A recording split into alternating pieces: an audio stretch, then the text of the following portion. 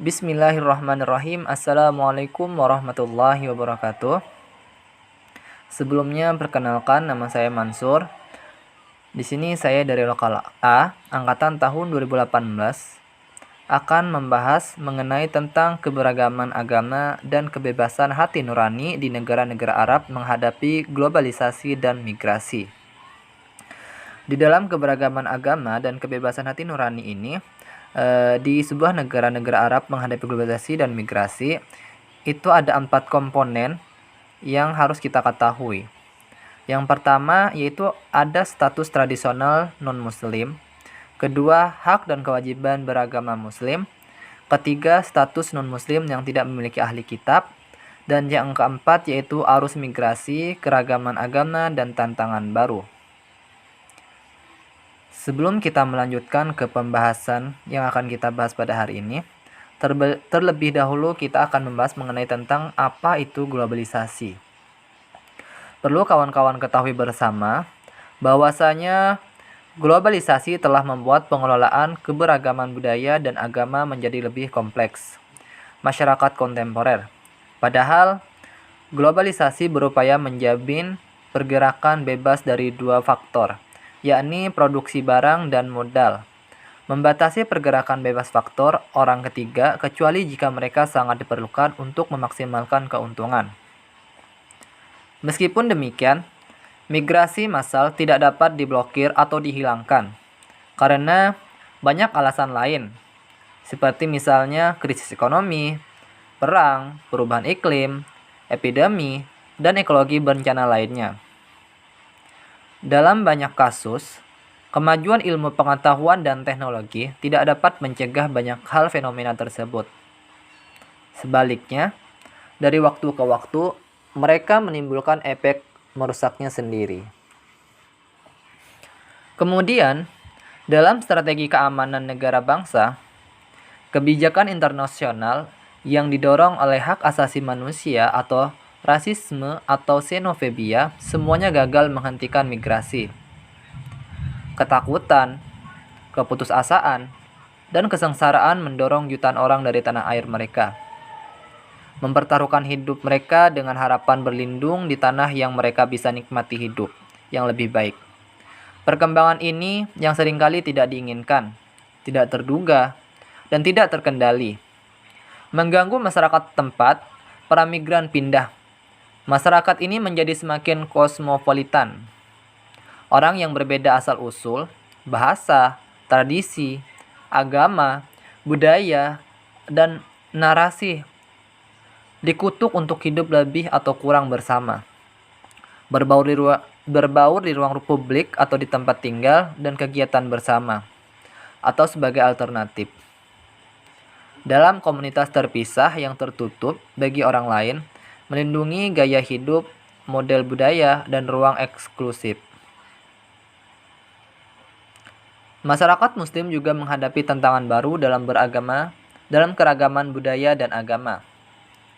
Mereka mengalami fenomena migrasi karena negara mereka imigrasi, seperti misalnya itu di Teluk Persia Monarki dan Emirat, atau negara yang menjadi jalur migrasi seperti Maroko dan negara-negara Afrika Utara lainnya.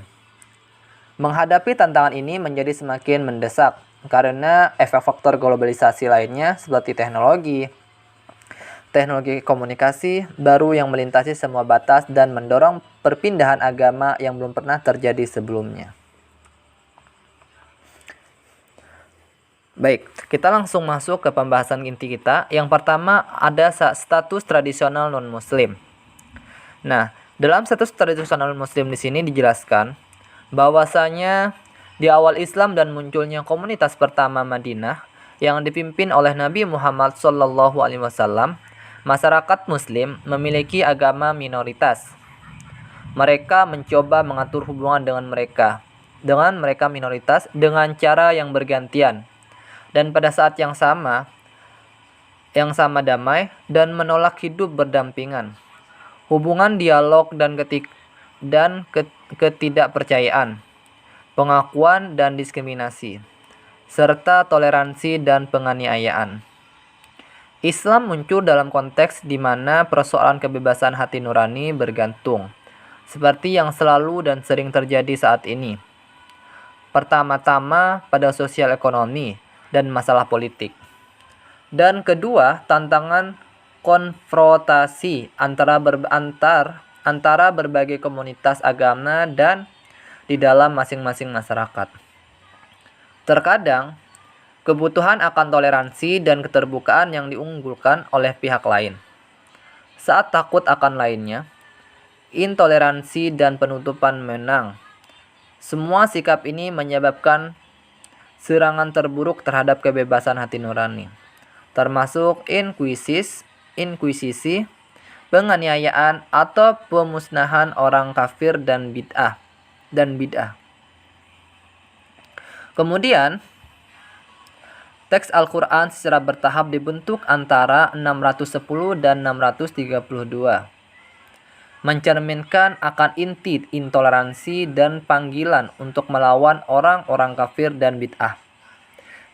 Di satu sisi, dan di sisi lain pengajaran toleransi dan penghormatan terhadap kebebasan hati nurani. Kemudian, sejak wafatnya Nabi Muhammad SAW pada tahun 632, konflik antara para pesaing untuk menggantikannya sebagai pemimpin komunitas muslim memiliki konsekuensi yang merugikan bagi toleransi dan kebebasan hati nurani. Pertama, korbannya adalah suku non-Madan yang ingin menguasai kewibawaan masyarakat Mekah dan Madinah.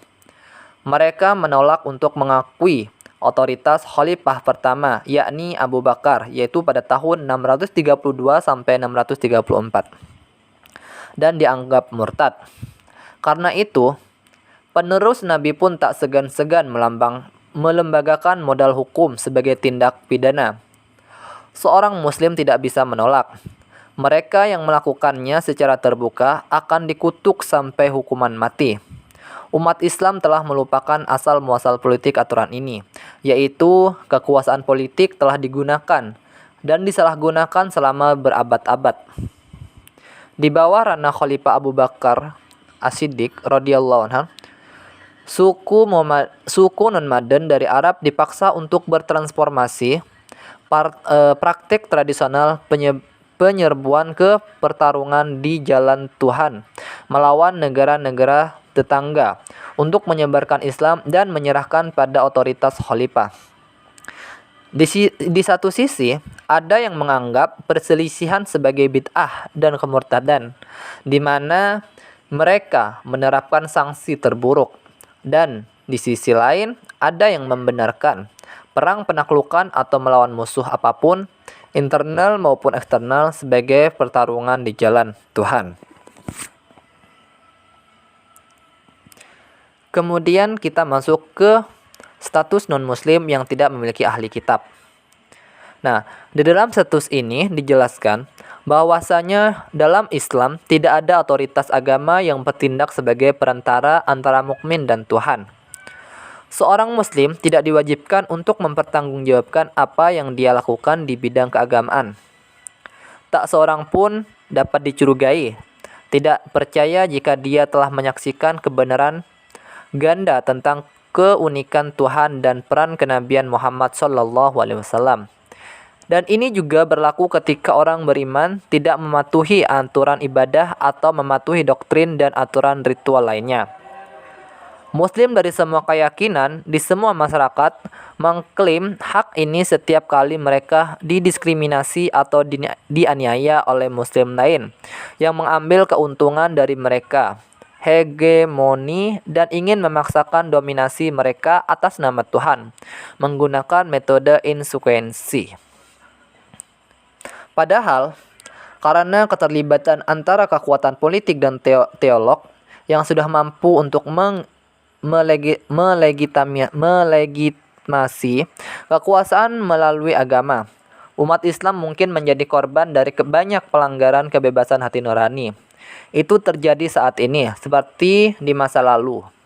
Di negara-negara seperti Arab Saudi, Sudan, Iran, Afghanistan, dan Pakistan, dan di mana gerakan fanatik merasa cukup kuat untuk bertindak seperti jihad jihadis gerakan seperti Daesh dan Al-Qaeda. Para teolog membenarkan pelanggaran atas nama prinsip berdasarkan tafsir tradisional Al-Quran dan hadis. Argumen mereka bertemu pada batasan dari kebebasan hati nurani untuk semua, dan terutama bagi umat muslim atau umat Islam. Menjatuhkan hukuman mati untuk murtad. Hak untuk pindah agama ditolak oleh muslim. Selain itu, mereka dapat secara tidak adil dituduh murtad seperti yang telah terjadi dan terus terjadi sangat sering. Kemudian kita lanjut ke pembahasan selanjutnya, yakni status ahli buku atau antara perlindungan dan diskriminasi.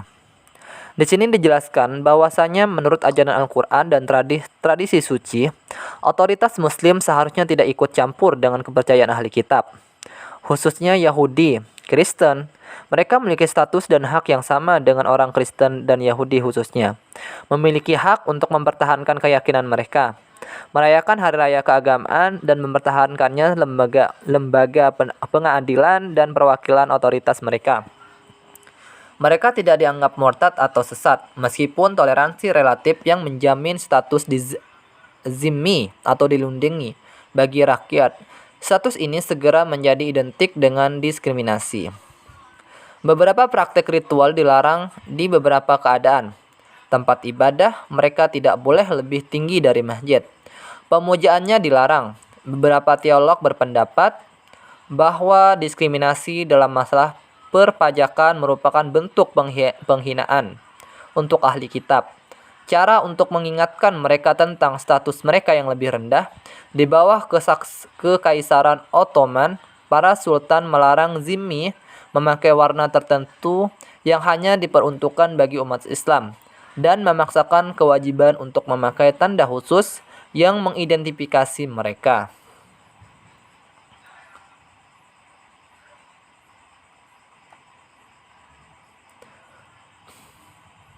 Kemudian, status non-muslim yang tidak memiliki ahli kitab. Nah, di dalam status non-muslim di sini itu ada dijelaskan bahwasanya beberapa ayat Al-Quran sejalan dengan prinsip bahwa tidak ada paksaan dalam agama, mengakui hak setiap orang percaya atau tidak percaya. Sejak akhir abad ke-18, cara pengelolaannya tradisional keragaman agama berubah selama periode reformasi politik abad ke-19. Yang pertama, deklarasi hak memproklamasikan persamaan subjek di depan hukum independen dari afiliasi agama. Selama masa kolonial, referensi untuk kebebasan hati nurani dan kesetaraan melampaui agama adalah salah satu bendera ideologis gerakan nasionalis di beberapa negara muslim. Beberapa negara telah memasukkan kebebasan berkeyakinan dan hati nurani konstitusi mereka. Bahkan, jika kebebasan ini telah dilanggar seperti semua hak asasi manusia lainnya, dengan perkembangan terkini mencerminkan percepatan dan proses globalisasi yang kembali muncul. Dan yang terakhir yakni arus migrasi, keragaman agama, dan tantangan baru. Di dalam arus migrasi di sini dijelaskan bahwasanya agama minoritas yang telah hidup berabad-abad di negara-negara muslim, yakni Arab Saudi adalah negaranya wilayah di mana muslim dan pengikut minoritas Islam lainnya dirampas dari mereka hak fundamental lebih dari tempat lain di dunia Islam. Semua situs ibadah non-muslim adalah terlarang. Dengan demikian, salah satu keuskupan agung tertua di dunia, Najran, ditutup setelah penaklukan wilayah utara Yaman oleh Arab Saudi. Otoritas Saudi tidak mengizinkan pembangunan tersebut tempat ibadah baru bagi non-muslim, dan mereka juga mengundang peraja dan amir lainnya negara-negara di kawasan itu untuk melakukan hal yang sama.